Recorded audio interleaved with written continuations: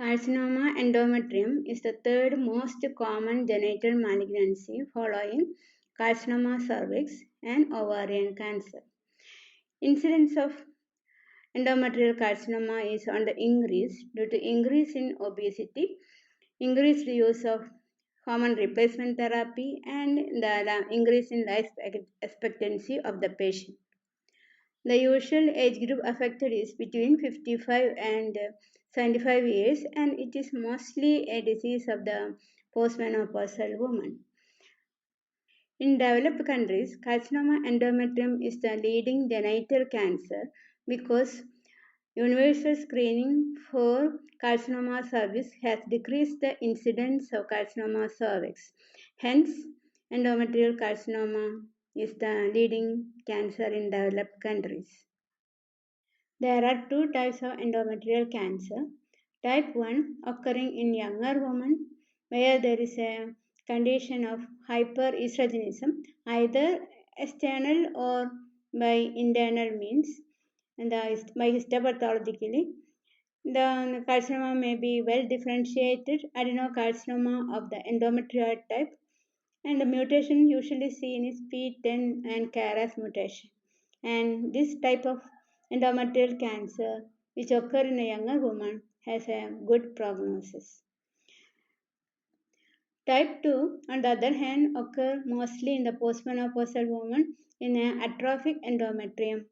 The histopathology usually of type clear cell or papillary serous associated with the P53 mutations and bear a poor prognosis.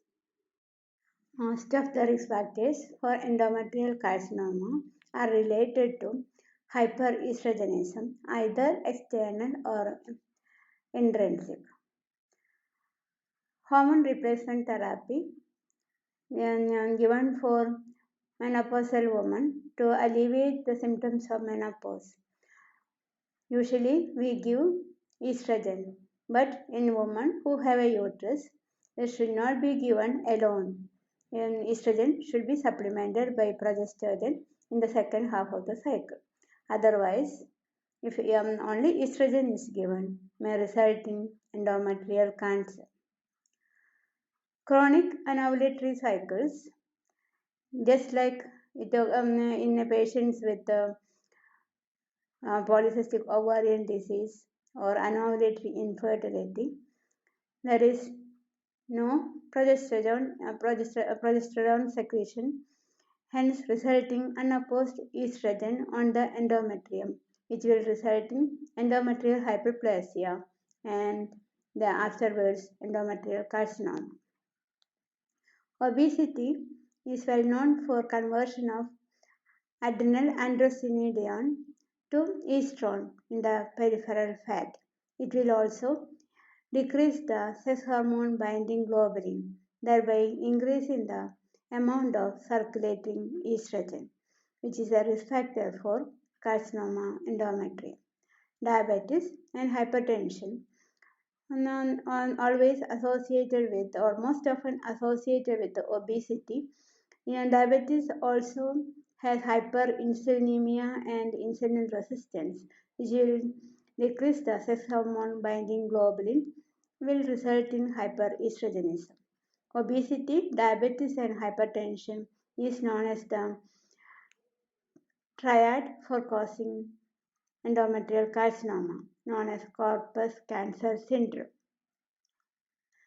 Drugs like tamoxifen, usually given for breast cancer, has an estrogenic effect on the endometrium, may result in endometrial hyperplasia and lead to endometrial carcinoma. So, any patient on tamoxifen therapy, complaints of bleeding should be evaluated for carcinoma endometrium. Early menarche, late menopause, and early parity are conditions where there is prolonged exposure to estrogen and is a risk factor for carcinoma endometrium. Estrogen producing tumors like granulosa cell tumor, Theca cell tumor, due to the increased amount of estrogen production, will act on the endometrium, resulting in hyperplasia and endometrial carcinoma. There are certain hereditary mutations which predispose the patients for carcinoma, especially they are inherited as a what we call as a hereditary cancer. Lynch 2 syndrome is a high risk for carcinoma endometrium, and carcinoma endometrium may occur as a sentinel cancer in Lynch 2 syndrome. There are also increased risk for women who inherit the mutations of BRCA1, 2, and PTEN mutation. Combined oral contraceptive pills reduce the risk of developing endometrial carcinoma by 50% if they have taken the pill for about 5 years, and the protection will continue to continue for about 10 years even if they stop the drug. Carcinoma of the endometrium can occur as a localized variety which may appear as a nodule or a polyp, or it may be a diffuse type affecting the whole of the endometrial cavity. Histopathologically, adenocarcinoma is the most common type, and of these, endometrioid adenocarcinoma is the commonest and have a good prognosis. Other varieties which occur histopathologically are adenosquamous carcinoma, squamous carcinoma, papillary serous, and clear cell carcinoma. Depending upon the glandular architecture, differentiation, and anaplasia, endometrial carcinoma is also graded grade 1 to 3. Grade 1 or well differentiated if there is a less than 5% of non-squamous or non-morullar solid glands. Grade 2 or moderately differentiated if the non-squamous or non-morullar solid growth pattern is seen between 6 and 50%.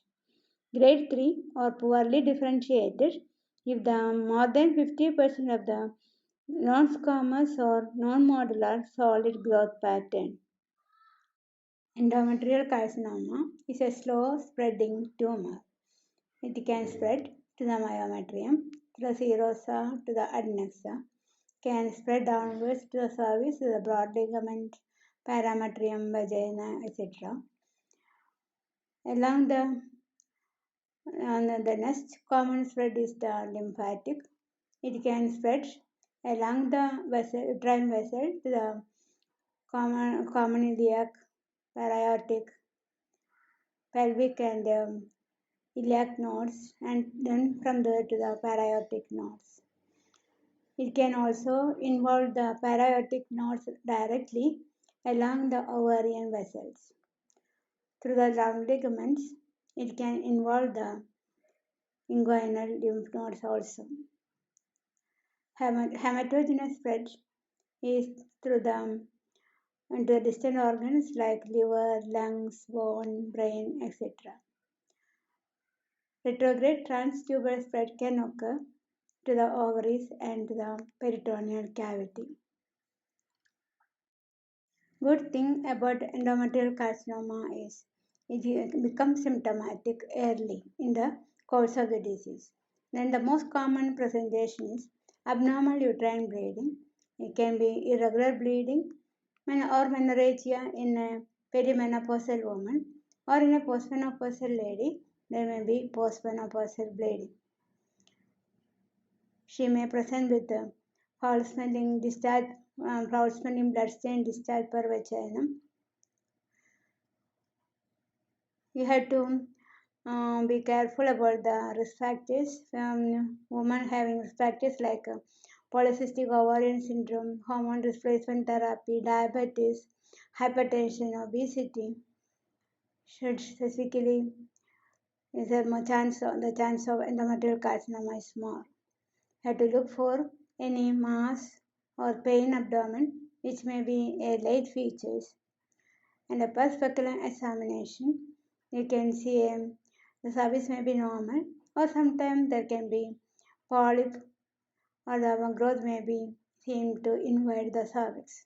A bimanual examination Uterus may be of normal size, or it can be a bulky uterus, or even and you can expect an enlarged uterus depending upon the stage of the disease.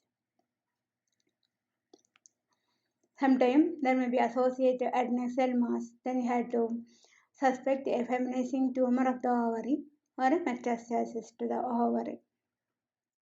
The most important diagnostic tool when you suspect endometrial carcinoma is a transvaginal ultrasonography to look for the character of the endometrium.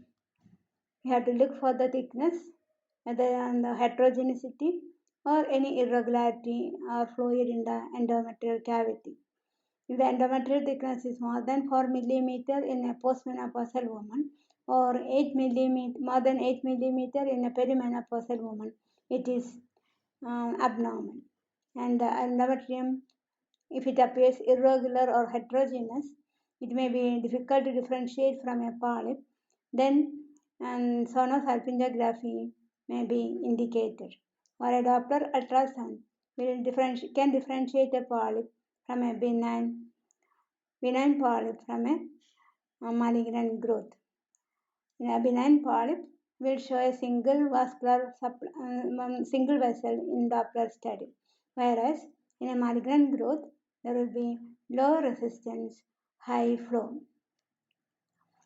If there is when the endometrium is abnormal, you have to go for an endometrial aspiration biopsy. For this, a Pippelli or a Vabra aspirator can be used. When there is a localized growth, or if the protein Pippelli failed to detect any growth, a hysteroscopy is indicated, which can explore the endometrial cavity and take a directed biopsy. Endometrial carcinoma has to be differentiated from senile endometritis, tubercular endometritis, endometrial polyp, and atypical hyperplasia. Almost all of them have the almost a similar clinical picture, but a biopsy can differentiate all of them. Coming to the atypical hyperplasia endometrium, remember it may be associated or coexistence of an endometrial carcinoma in 25 to 40% of the cases and should be treated with hysterectomy always.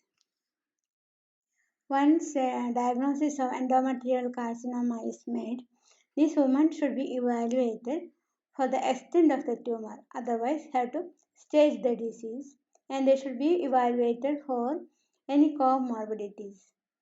And after that, you have to plan for the management.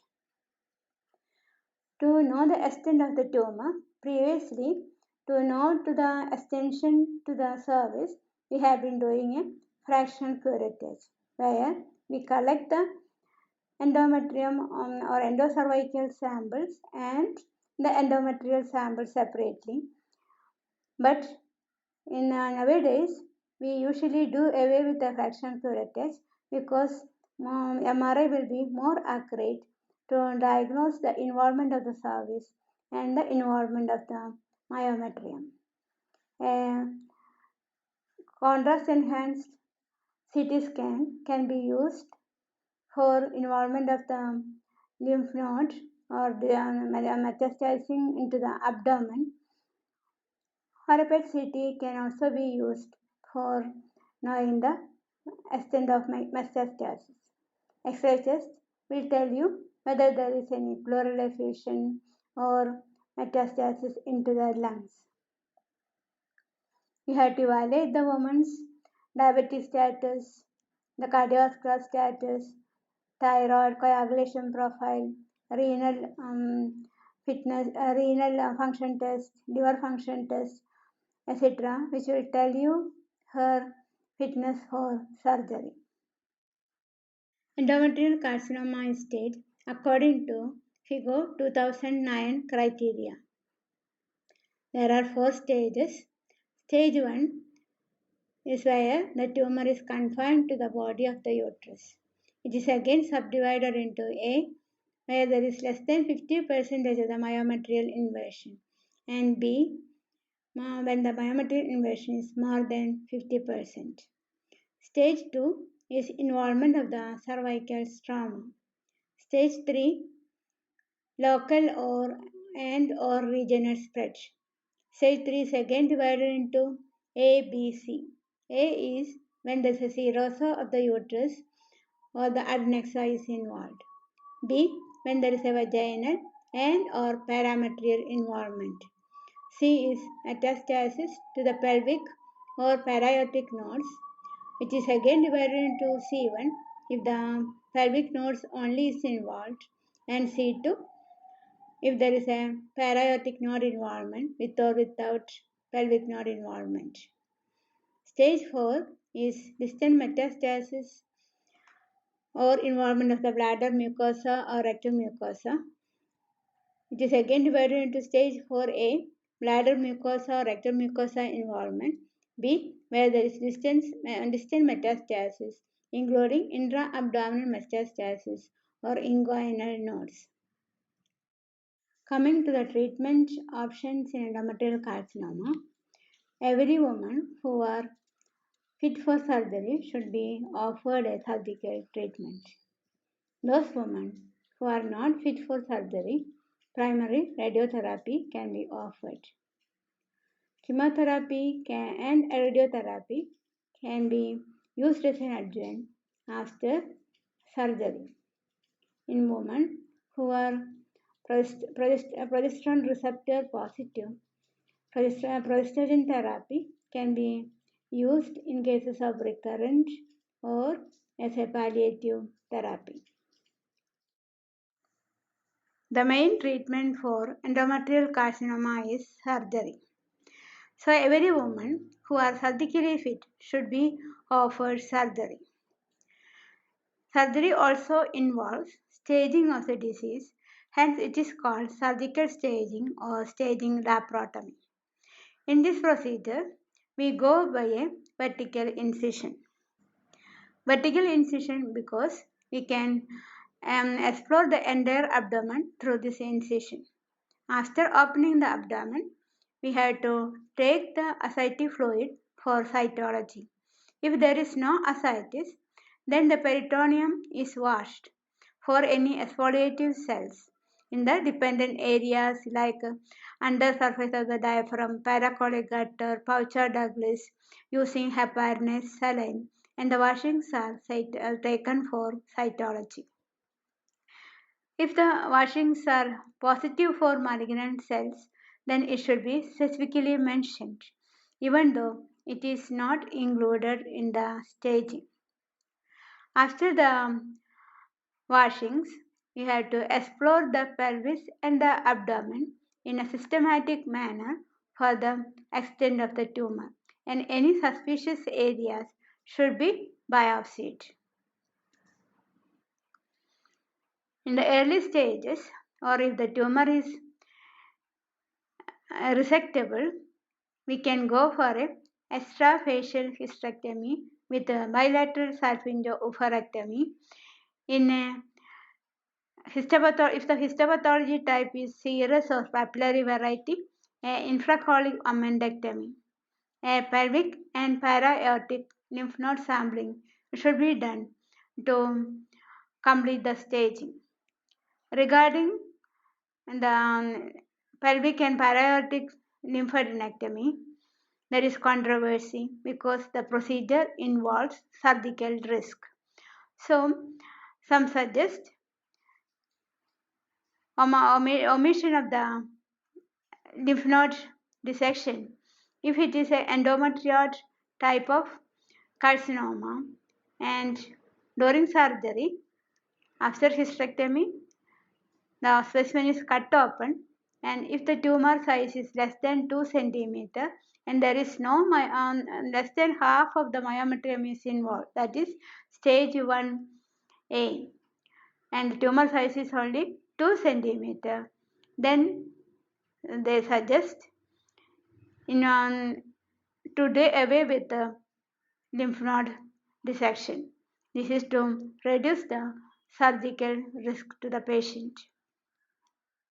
In women with advanced disease, a debulking surgery may be offered.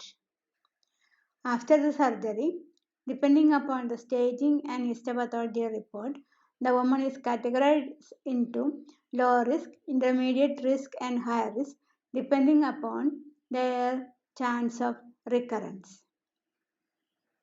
Women having endometrioid adenocarcinoma, which is well to moderately differentiated, and stage 1A is considered to be low risk because they have a very little chance of recurrence and hence no need for postoperative adjuvant therapy, and they can be followed up in the postoperative period. Women who are stage 1A endometrioid adenocarcinoma but undifferentiated, that is grade 3, and stage 2 carcinoma of G1, G2, G3, again endometrioid carcinoma. This group is considered as intermediate risk for having a recurrence, and the most common point for recurrence is the vault of the vagina. So, vaginal brachytherapy is offered for this group of patients. All patients who are stage 1B or greater, or even in stage 1A of non-endometrioid type, they have a high chance of recurrence, hence are considered as high risk, and they should be offered chemoradiation depending upon the histopathology report and the staging. Postoperative radiation offered may be pelvic irradiation if the pelvic nodes are involved, or extended field radiation if the para-aortic nodes are involved, or if it is a stage 3 or advanced disease, she may need a whole body irradiation, whole abdomen irradiation. Combining radiation with a chemotherapeutic agent will sensitize the tumor and also will reduce the amount of radiation. The chemotherapeutic agents used are cisplatin or carboplatin with paclitaxel. Chemotherapy is also offered in patients when there is a recurrence or in palliative therapy also. Hormones are indicated in advanced and recurrent cancer who are progesterone receptor positive. And the most common hormone used is the progesterone, and we use medroxyprogesterone acetate 200 mg daily or megestrol acetate 40 mg 4 times daily, that is 160 mg daily. And these hormones should be may be continued indefinitely as long as it is required. The most common site for recurrence is the vault of the vagina. Recurrences can also occur in the lateral pelvic wall, lymph nodes, liver, lung, brain, and bones. And most of the recurrences occur within 2 years. Palliative, chemotherapy, or radiation may be offered to these patients. Of all genital cancers, endometrial carcinoma has a good prognosis because it usually becomes symptomatic in the early stage of the disease. The prognostic factors are mainly the stage of the tumor. Stage 1, 75% survival. Stage 2, 60 to 70% survival. Stage 3, 25%.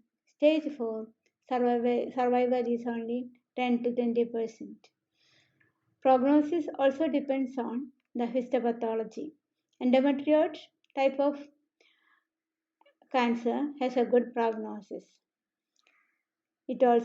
Prognosis also depends on the grading of the tumor. Grade 3 or undifferentiated tumor has a bad prognosis. Also, myometrial inversion and node involvement are the other prognostic most important prognostic factors. For prevention of endometrial carcinoma, there is no effective or cost-effective screening method. Hence, no screening is offered to the general public to prevent endometrial carcinoma. But women who are genetically at a higher risk, who have inherited a mutation like Lynch syndrome, BRCA mutation, like that, for them, annual transvaginal screening is offered and combined oral contraceptive pills are offered to reduce the risk. And once they are completed their family, a prophylactic hysterectomy is also offered. Women who are on hormone replacement therapy, those with a uterus, should be offered progesterone for minimum 12 days of the cycle. People who are on tamoxifen therapy, periodic ultrasound is offered for endometrial thickness, and any woman complaining of a bleeding per vagina should be offered an endometrial biopsy to exclude a carcinoma. Endometrial hyperplasia, especially with atypia, is considered to be a pre-malignant condition for endometrial carcinoma, and prompt treatment is offered to this patient, namely hysterectomy. To conclude, endometrial carcinoma is the third most common genital cancer in our country. The common age group affected is the postmenopausal woman, and the most common histopathological variety is endometrioid adenocarcinoma.